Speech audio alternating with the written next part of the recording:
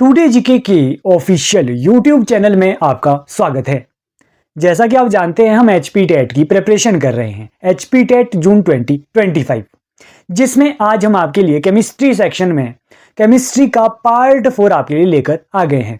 Part 4 में हम chemistry के मोस्ट इंपॉर्टेंट क्वेश्चन को डिटेल से डिस्कस करेंगे, जो कि आपके एचपी टेट एग्जाम में मोस्ट इंपॉर्टेंट रोल प्ले करने वाले हैं। तो स्टार्ट करते हैं आज के फर्स्ट क्वेश्चन को। अगर अभी तक आपने हमारे पिछले पार्ट्स नहीं देखे हैं, पिछले 3 पार्ट्स केमिस्ट्री के आ चुके हैं, वो आप सबसे पहले जाके देख ले, वहां से आपको डेफिनेटली हेल्प मिलेगी। तो स्टार्ट करते हैं आज के फर्स्ट क्वेश्चन से। Chemical formula of slaked lime is, chemical formula slaked lime का क्या है? CaO, CaOH ट्वाइस, CaCO3 या फिर CaSO4। तो स्लेक्ड लाइम का यहां पर फॉर्मूला, केमिकल फॉर्मूला पूछा गया है। एचपी टेट एग्जाम में केमिकल फॉर्मूला जो है वो एक क्वेश्चन यहां से भी बन ही जाता है आपके एग्जाम में। तो स्लेक्ड लाइम का फॉर्मूला आपको पता होना चाहिए, क्या होता है? CaOH twice. CaOH ट्वाइस क्या है? स्लेक्ड लाइम का फॉर्मूला है। देखिए यहां पर हमने स्लेक्ड लाइम के फॉर्मूले की बात की, हम सभी क्वेश्चन को डिटेल से डिस्कस करते हैं, इसीलिए हम यहां पर आपके लिए मोस्ट इंपॉर्टेंट सभी जो मोस्ट इंपॉर्टेंट केमिकल फॉर्मूलाज है वो यहां पर लेकर आ गए हैं। देखिए इससे आपको ये सभी फॉर्मूलाज आपको याद रखने हैं जो मैं आपको इस स्लाइड्स में बताऊंगा। देखिए सबसे पहले जैसा कि इस क्वेश्चन में पूछा गया, स्लेक्ड लाइम का फॉर्मूला आपको याद रखना है CaOH ट्वाइस। ओके, नेक्स्ट है कॉस्टिक सोडा। कॉस्टिक सोडा का फॉर्मूला क्या है? कॉस्टिक सोडा होता है सोडियम हाइड्रोक्साइड यानी कि NaOH। याद आपको रखना है कॉस्टिक सोडा क्या होता है। रॉक सॉल्ट, रॉक सॉल्ट तो आप जानते होंगे NaCl होता है, rock salt sodium chloride. Okay, next है ड्राई आइस। ड्राई आइस भी कई बार पूछा जाता है। ड्राई आइस होता है सॉलिड CO2 यानी कि सॉलिड कार्बन डाइऑक्साइड, याद करके ये रखेंगे। ओके, नेक्स्ट बात करते हैं क्वार्ट्ज।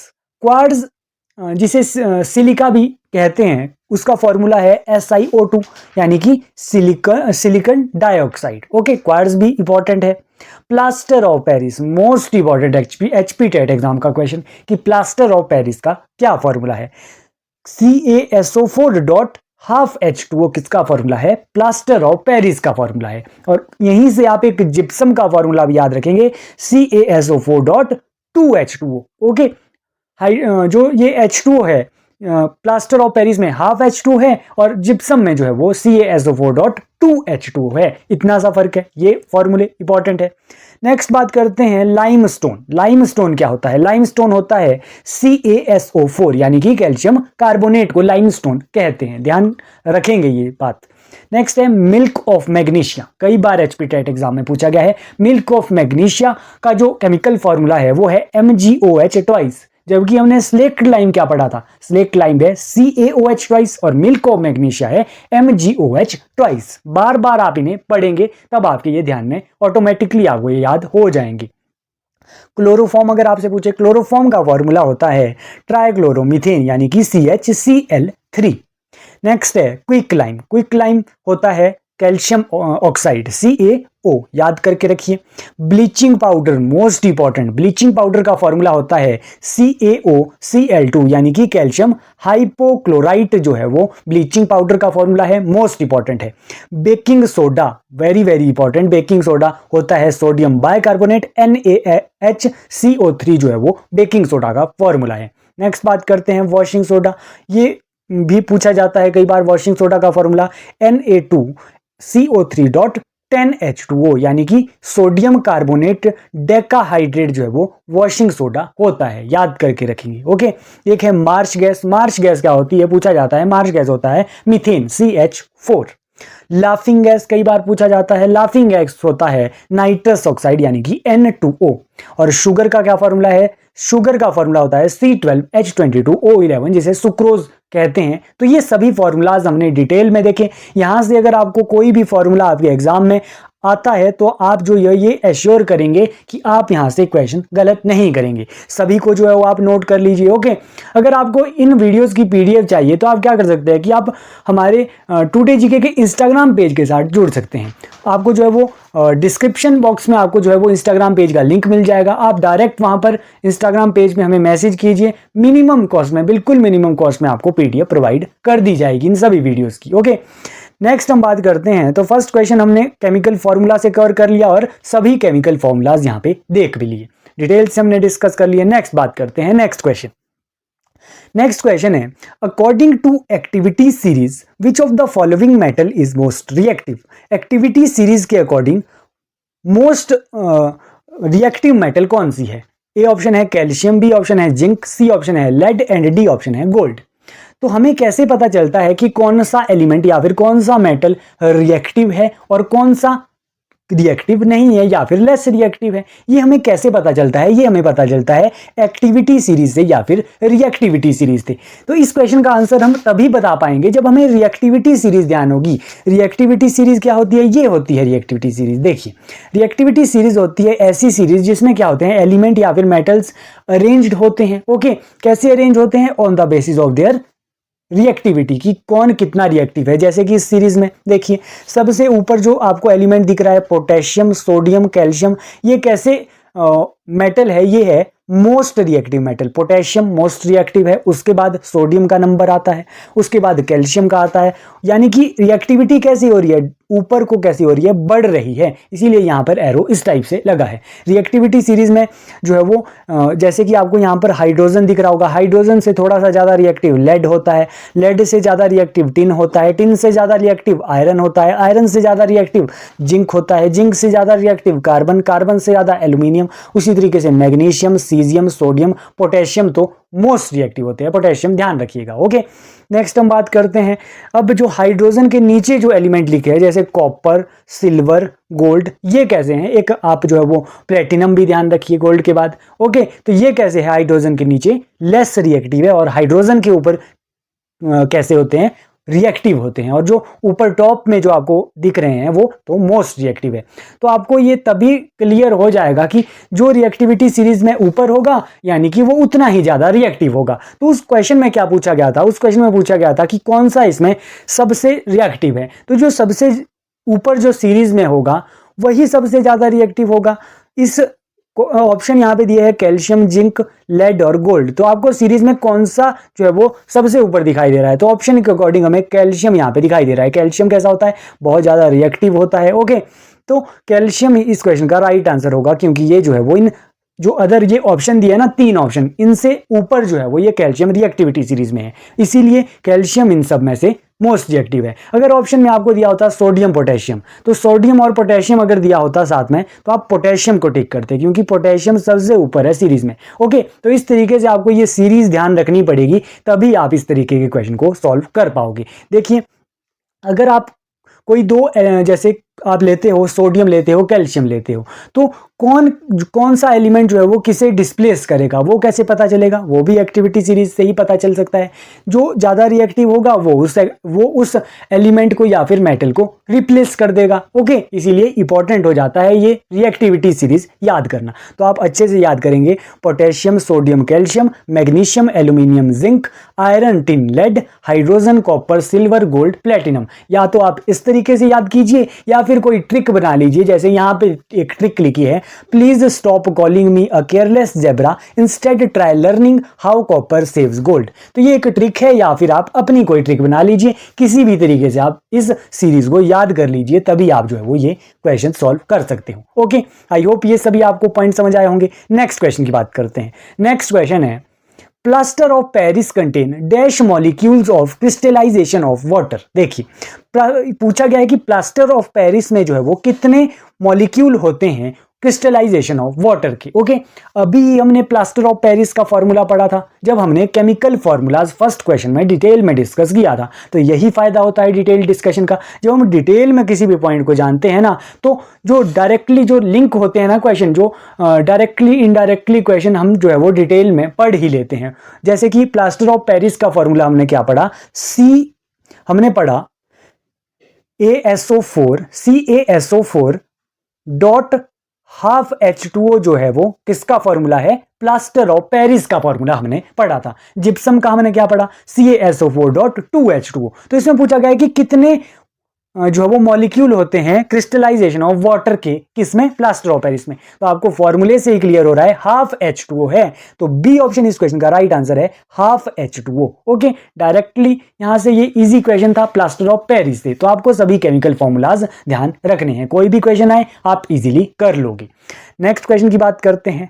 नेक्स्ट क्वेश्चन है elements of group 18 are called, कि जो ग्रुप 18 है उसे क्या कहते हैं, उन एलिमेंट्स को क्या कहते हैं, ये इस क्वेश्चन में पूछा गया है। नोबल गैसेस कहते हैं, चैल्कोजन कहते हैं, हेलोजन कहते हैं, या फिर लेंथेनॉइड्स कहते हैं।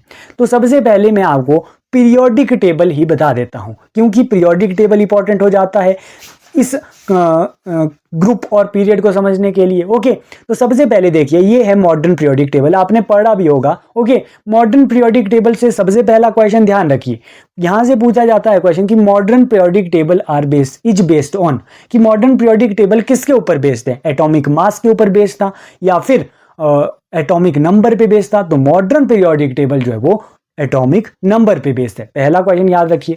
एक मेंडलीव का पीरियोडिक टेबल था, वो किस पे बेस्ड था, ये क्वेश्चन भी पूछा गया है बार बार एचपी टेट एग्जाम में। वो था एटॉमिक वेट पे बेस्ड, या फिर आप एटॉमिक मास भी कह सकते हो। ओके जी, तो ये ध्यान से ध्यान हो गया।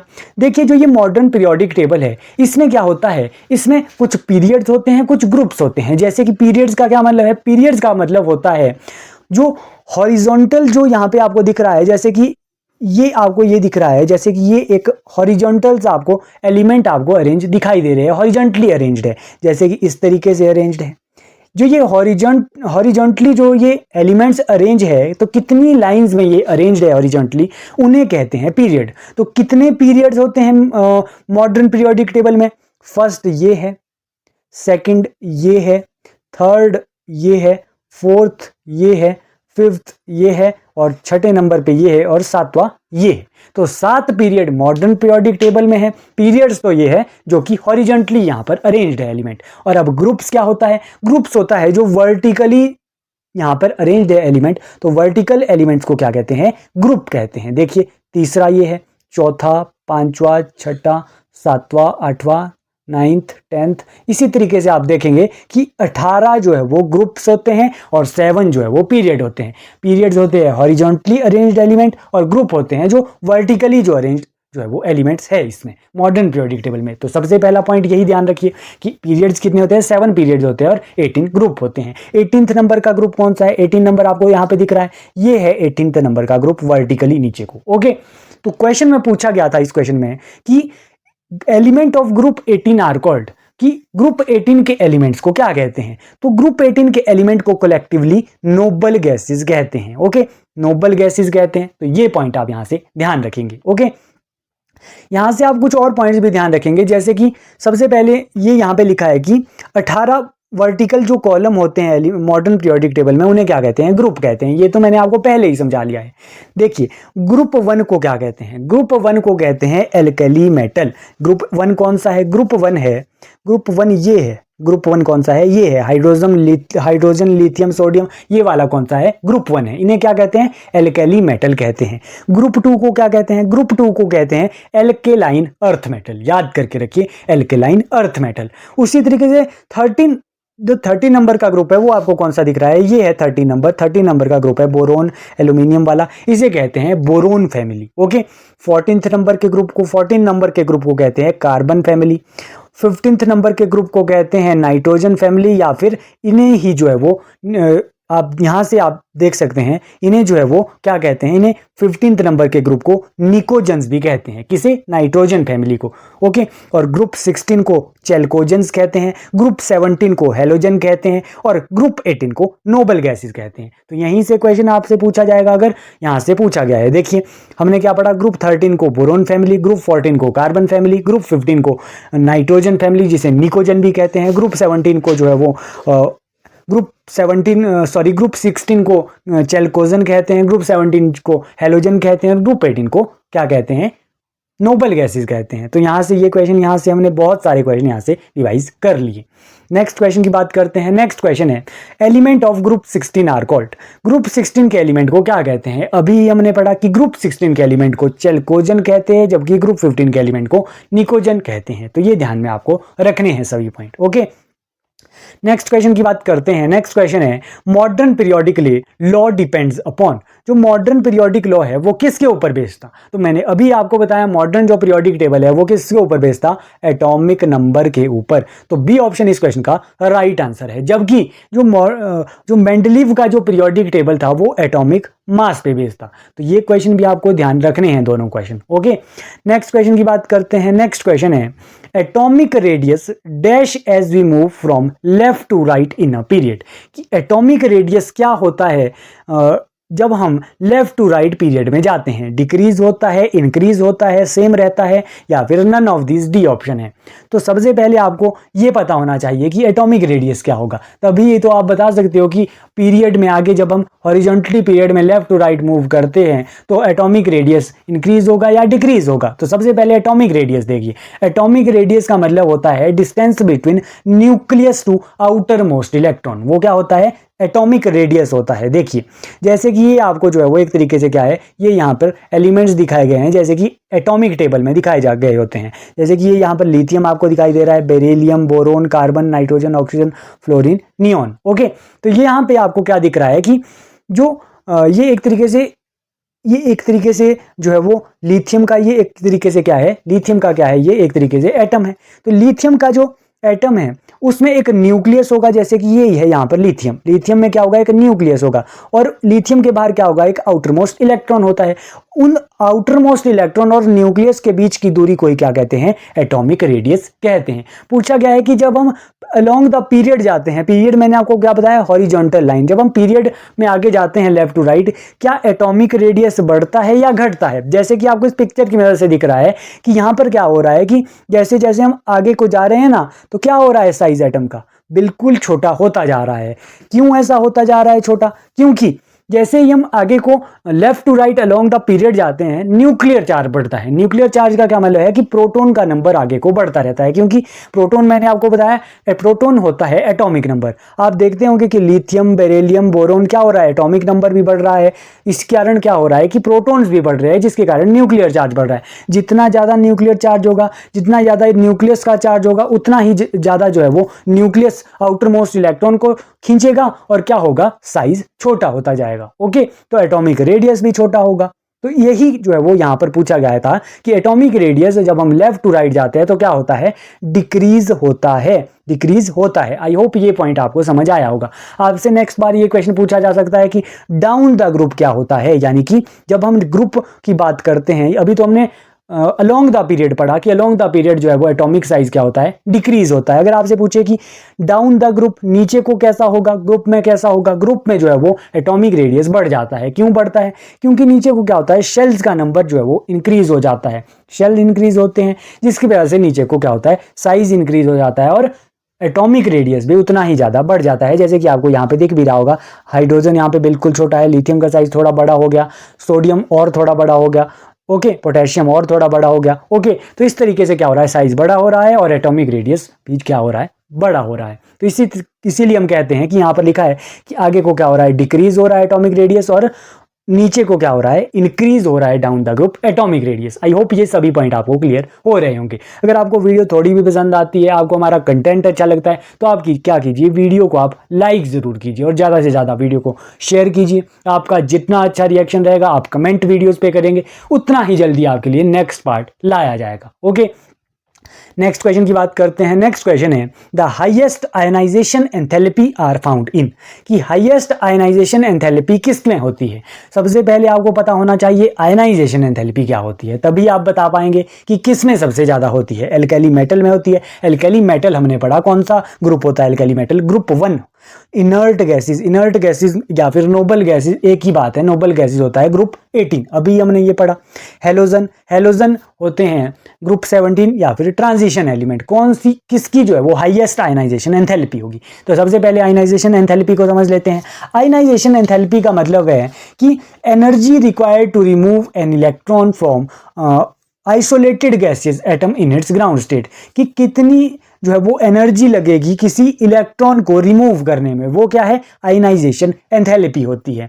देखिए मैं आपको ये बता देता हूँ, ये है यहाँ पर पीरियोडिक टेबल, यहाँ पर जो है वो ट्रेंड लिखा गया है। आयनाइजेशन एंथैल्पी जैसे कि किसकी सबसे ज़्यादा होगी, किसे जो है वो इजीली कौन जो है वो इलेक्ट्रॉन को रिलीज कर देगा। जैसे कि यहाँ पर हाइड्रोजन है, हाइड्रोजन के पास क्या हो, कितने आउटर मोस्ट में इलेक्ट्रॉन होंगे, 1 हो है, सिर्फ एक ही है, तो क्या कर सकता है हाइड्रोजन जो है वो इजीली किसी को भी जो है वो आउटर मोस्ट इलेक्ट्रॉन रिमूव करना इजी हो जाता है हाइड्रोजन को। ओके, उसी तरीके से बोरोन के पास कितने होते हैं आउटर मोस्ट इलेक्ट्रॉन, 3 होते हैं।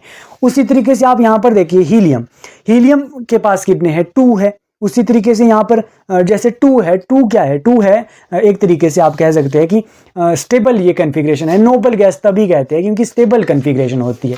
तो जब स्टेबल उसकी कन्फिग्रेशन है तो नोबल गैसेस क्यों ही जो है वो जो इलेक्ट्रॉन है उसे रिमूव करना चाहेगा। तो इसीलिए हम कहते हैं कि जो नोबल गैसेस होती है उनकी आयनाइजेशन एंथैल्पी जो है वो ज़्यादा होती है, यानी कि इन्हें बहुत ही ज़्यादा एनर्जी लगेगी इलेक्ट्रॉन को रिमूव होने के लिए। अभी इसीलिए हम ट्रेंड क्या पढ़ते हैं कि आयनाइजेशन एंथैल्पी जो है वो अलोंग द पीरियड, जब हम लेफ्ट टू राइट पीरियड में जाते हैं आयनाइजेशन एंथैल्पी इंक्रीज हो जाती है। क्यों इंक्रीज हो जाती है, एक रीज़न हम ये भी कह सकते हैं कि एक तो स्टेबल कन्फिग्रेशन वाला रीजन हो गया, एक हम आगे को कह सकते हैं कि जब हम लेफ्ट टू राइट जाते हैं न्यूक्लियर चार्ज भी बढ़ जाता है, जिसकी वजह से न्यूक्लियस क्या करता है, इलेक्ट्रॉन को जो है वो अच्छे से जो है वो अपनी तरफ खींचेगा। तो ये क्या है, इसीलिए 2 रीजन हम इसके कह सकते हैं, न्यूक्लियर चार्ज आगे को बढ़ेगा और क्या होगा, स्टेबल कन्फिग्रेशन है नोबल गैसेस की, तो इसीलिए हम कह सकते हैं कि नोबल गैसेस को जो है वो ज़्यादा एनर्जी लगेगी, आयनाइजेशन एंथैल्पी ज़्यादा लगेगी इलेक्ट्रॉन को रिमूव करने के लिए। ओके, जितनी ज़्यादा एनर्जी लगेगी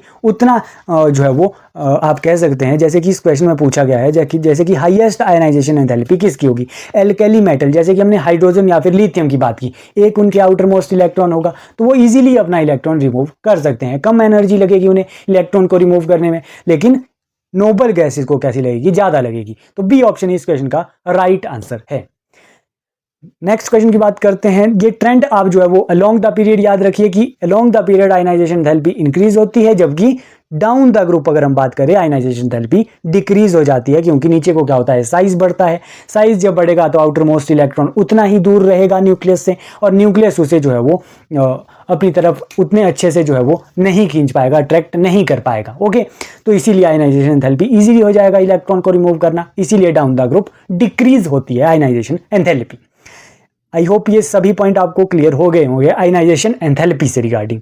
नेक्स्ट क्वेश्चन की बात करते हैं। नेक्स्ट क्वेश्चन है, जैसे कि यहाँ पे एटॉमिक साइज की बात अगर हम करें कि एटॉमिक साइज जो है वो एटॉमिक साइज हम आगे वो क्या पढ़ते हैं कि कैसा होता है, डिक्रीज होता है, जबकि आयनाइजेशन एंथैल्पी क्या पढ़ रहे हैं हम, अलोंग द पीरियड इंक्रीज होती है। जबकि एटॉमिक साइज नीचे को क्या होता है, डाउन द ग्रुप बढ़ता है, जबकि आयनाइजेशन एंथैल्पी नीचे को क्या होती है, कम होती है। तो ये ट्रेंड आप एटॉमिक साइज और आयनाइजेशन एंथैल्पी हमने डिटेल में पढ़ ली है, तो ध्यान में आप ये ट्रेंड अच्छे से रखेंगे। नेक्स्ट क्वेश्चन की बात करते हैं। नेक्स्ट क्वेश्चन है, zinc and lead are dash reactive than copper, कि जिंक एंड लेड क्या होते हैं, लेस रिएक्टिव होते हैं, ए ऑप्शन मोर रिएक्टिव है, या फिर इक्वल है, या फिर ऑल ऑफ द अबव है। तो हमने पढ़ा था, जब हमने रिएक्टिविटी सीरीज पढ़ी थी तब मैंने आपको बताया था कि किस तरीके से हम बता सकते हैं कि कौन ज़्यादा रिएक्टिव है। जो एक्टिविटी सीरीज में जो ऊपर होगा वो ज़्यादा रिएक्टिव होगा, और जो हाइड्रोजन के नीचे होता है वो कम रिएक्टिव होता है। तो कॉपर कहाँ पे है, कॉपर था उस सीरीज में, एक्टिविटी सीरीज में हाइड्रोजन के नीचे है, तो कॉपर कैसा है, लेस रिएक्टिव है। Zinc and lead are more reactive than copper, यही यहाँ पे राइट आंसर आएगा कि जिंक एंड लेड कैसे होते हैं, ज़्यादा रिएक्टिव होते हैं कॉपर से, तो मोर रिएक्टिव इस क्वेश्चन का राइट आंसर था। नेक्स्ट क्वेश्चन की बात करते हैं। नेक्स्ट क्वेश्चन है, in the periodic table the element with highest electronegativity is, कि पीरियोडिक टेबल में हाईएस्ट इलेक्ट्रोनेगेटिविटी किसकी है। यहां से कई बार क्वेश्चन पूछा जाता है कि हाईएस्ट इलेक्ट्रोनेगेटिविटी किसकी है। इलेक्ट्रोनेगेटिविटी क्या होता है, इलेक्ट्रोनेगेटिविटी होता है tendency to attract shared pair of electron. Most important topic ही रहता है ये इलेक्ट्रोनेगेटिविटी का। आप ध्यान रखेंगे कि जो इलेक्ट्रोनेगेटिविटी है वो फ्लोरीन की सबसे ज़्यादा होती है। कितनी होती है, 4 आप नोट करके रखेंगे। फ्लोरीन, उसके बाद किसकी रहती है सबसे ज़्यादा, ऑक्सीजन की रहती है, उसके बाद आप नाइट्रोजन ध्यान रखेंगे, FON यानी कि फोन, इलेक्ट्रोनेगेटिविटी सबसे ज़्यादा फ्लोरीन की, उसके बाद ऑक्सीजन, नाइट्रोजन, यहाँ से क्वेश्चन बनता है। इलेक्ट्रोनेगेटिविटी क्या होती है? Tendency to attract shared pair of electron. उसी तरीके से एक क्वेश्चन बनता है, मैंने बहुत बार एचपी टेट एग्जाम में देखा है, electron gain enthalpy. Electron gain enthalpy बिल्कुल सिमिलर है आयनाइजेशन एंथैल्पी की। आयनाइजेशन एंथैल्पी मैंने बताया कि कितनी एनर्जी लगी इलेक्ट्रॉन को रिमूव होने में। इलेक्ट्रॉन गेन एंथैल्पी क्या होती है, जिसे इलेक्ट्रॉन एफिनिटी भी कहती है, कि जितनी एनर्जी लगती है इलेक्ट्रॉन को गेन करने में, ऐड करने में, वो क्या होती है? इलेक्ट्रॉन गेन एंथैल्पी होती है। क्वेश्चन मैक्सिमम बार मैंने आपसे बहुत बार रिपीट हुआ है एचपी टेट एग्जाम में कि किसकी इलेक्ट्रॉन गेन एंथैल्पी सबसे ज्यादा है। बच्चे क्या करते हैं? फ्लोरीन में टिक कर देते हैं। नहीं, फ्लोरीन की इलेक्ट्रॉन गेन एंथैल्पी सबसे ज्यादा नहीं होती है। फ्लोरीन की तो इलेक्ट्रोनेगेटिविटी सबसे ज्यादा है, क्लोरीन की इलेक्ट्रॉन गेन एंथैल्पी सबसे ज्यादा है। ये क्वेश्चन स्टार मार्क कर लीजिए, कई बार एग्जाम में पूछा गया है। ओके, क्योंकि फ्लोरीन का जो है वो एटॉमिक साइज कम होता है, इसीलिए इसकी जो है वो इलेक्ट्रॉन गेन एंथैल्पी जो है वो ज्यादा नहीं होती है क्लोरीन से। क्लोरीन की जो है वो सबसे ज्यादा होती है। ये पॉइंट आप नोट कर लीजिएगा। ओके, यहाँ से इलेक्ट्रोनेगेटिविटी भी पढ़ ली कि किसकी सबसे ज्यादा होती है, फ्लोरीन की होती है, और इलेक्ट्रॉन गेन एंथैल्पी किसकी होती है, क्लोरीन की होगी। तो इतने पॉइंट यहाँ से ध्यान रखिए। यहाँ पे हमने इलेक्ट्रोनेगेटिविटी का जो है वो ट्रेंड भी लिखा है कि इलेक्ट्रोनेगेटिविटी जो है वो जब हम left to right along the period जाते हैं तो इलेक्ट्रोनेगेटिविटी आगे को इंक्रीज करती है, और डाउन द ग्रुप जो है वो इलेक्ट्रोनेगेटिविटी डिक्रीज करते हैं। ये पॉइंट भी आप ध्यान रखिएगा। ओके, देखिए जो ये तीन चीजें हैं, इलेक्ट्रोनेगेटिविटी, इलेक्ट्रॉन गेन एंथैल्पी और आयनाइजेशन एंथैल्पी, ये तीनों चीजें जो है वो अलोंग द पीरियड ये तीनों चीजें आगे को इंक्रीज ही होती है, और ये तीनों चीजें इलेक्ट्रोनेगेटिविटी, इलेक्ट्रॉन गेन एंथैल्पी और आयनाइजेशन एंथैल्पी, ये डाउन द ग्रुप डिक्रीज ही होगी। तीनों का ट्रेंड सेम रहता है। ये पॉइंट आप ध्यान रखेंगे। नेक्स्ट क्वेश्चन की बात करते हैं। नेक्स्ट क्वेश्चन है, the dash acid is present in amla. जो अम्ला है उसमें कौन सा एसिड होता है? तो acetic acid, formic acid, ascorbic acid, tartaric acid. तो जो अम्ला है उसमें होता है एस्कॉर्बिक एसिड। ध्यान में रखेंगे, हमने जो है वो एसिड्स अपनी जो है वो पिछले पार्ट्स में भी कवर कर लिए। अगर अब अभी तक आपने पिछले हमारे 3 पार्ट्स नहीं देखे हैं केमिस्ट्री के, वो आप हमारे जो है वो हमारी प्लेलिस्ट में जाके देख ले, डेफिनेटली वहां से हेल्प होगी। हम एक बार सभी एसिड्स को एक बार रिवाइज कर लेते हैं। देखिए, सबसे पहले आपको याद रखना है पालक। पालक और गोभी में कौन सा एसिड होता है? ऑक्सैलिक एसिड होता है, याद करके रखिए। टोमेटो में बहुत सारे एसिड होते हैं, oxalic acid, citric acid, malic acid, ascorbic acid. Okay, अगर आपसे प्रेफरेंस इसमें पूछा जाए कि सबसे ज्यादा कौन सा एसिड होता है, ऑक्सैलिक एसिड ही टमाटर में भी होता है। ओके, ऑरेंज एंड लेमन में कौन सा एसिड होता है? सिट्रिक एसिड होता है। कर्ड में कौन सा एसिड होता है? लैक्टिक एसिड होता है। विनीगर में कौन सा एसिड होता है? एसिटिक एसिड होता है। आंट स्टिंग में कौन सा एसिड होता है? मिथेनोइक एसिड होता है। बनाना में कौन सा एसिड होता है? मैलिक एसिड होता है। और टमरिन जिसे इमली कहते हैं, ग्रेप्स में कौन सा एसिड होता है? टर्टरिक एसिड होता है। और आज हमने कौन सा पढ़ा? अम्ला पढ़ा, उसमें कौन सा होता है? एस्कॉर्बिक एसिड होता है। तो ये ध्यान आप रखेंगे। सभी एसिड यहाँ से डिवाइज हो गए। यहाँ से क्वेश्चन बनता है, आप बिल्कुल भी गलत नहीं करेंगे।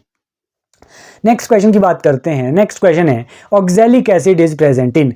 ऑक्सैलिक एसिड किस में होता है? अभी हमने पढ़ा, कर्ड में होता है, स्पिनच में होता है, टमरिन में होता है, या फिर ग्रेप्स में होता है। तो आप, ये आपका होमवर्क क्वेश्चन है, आपका कमेंट बॉक्स में इसका आंसर आना चाहिए। अभी हमने ये रिवाइज किया था कि ऑक्सैलिक एसिड किस किस में होता है। कमेंट बॉक्स में आप इस क्वेश्चन का आंसर देंगे। ओके जी, अगर आपको वीडियो पसंद आती है, वीडियो को लाइक कीजिए, ज़्यादा से ज़्यादा जो है वो आप शेयर कीजिए वीडियो को। आप अपने कमेंट दे सकते हैं कि आपको कौन सा पॉइंट समझ नहीं आया, उस पर हम डिटेल में नेक्स्ट पार्ट में बात करेंगे। ओके जी, आप हमारी जो है वो साथ में साइकोलॉजी की सीरीज भी चली है। साइकोलॉजी की हमने डिटेल्ड सीरीज अलग से चली है, एमसीक्यू सीरीज अलग से चली है। डेफिनेटली साइकोलॉजी सेक्शन में भी वहां से आपकी हेल्प होगी। केमिस्ट्री के पिछले 3 पार्ट आ चुके हैं और ये चौथा पार्ट है। पिछले पार्ट नहीं देखे उन्हें आप जरूर जाके देख लें। हिस्ट्री की हमारी सीरीज चली है, हिस्ट्री के भी हमारे 7 से 8 पार्ट्स आ गए हैं हिस्ट्री में, तो वो भी आप देख लीजिए। डेफिनेटली आपका जो है वो इस यहाँ से एचपी टेट एग्जाम में हेल्प मिलेगी ही मिलेगी, बेनिफिट आपको होगा। ऐसी वीडियो देखने के लिए टुडे जीके के चैनल को लाइक करें, ज़्यादा से ज़्यादा शेयर करें और कमेंट करते रहें, और अपना रिवीजन अच्छे से करते रहिए। ओके, जब आप रिवीजन अच्छे से करोगे, आप जो है वो ऑटोमेटिकली आपको सभी चीज़ें आपको याद रहेगी जब आप बार बार रिवीजन करोगे। हमारी पिछली सभी पार्ट्स का आप रिवीजन अच्छे से कर लीजिए। Thank you so much. मिलते हैं नेक्स्ट पार्ट में।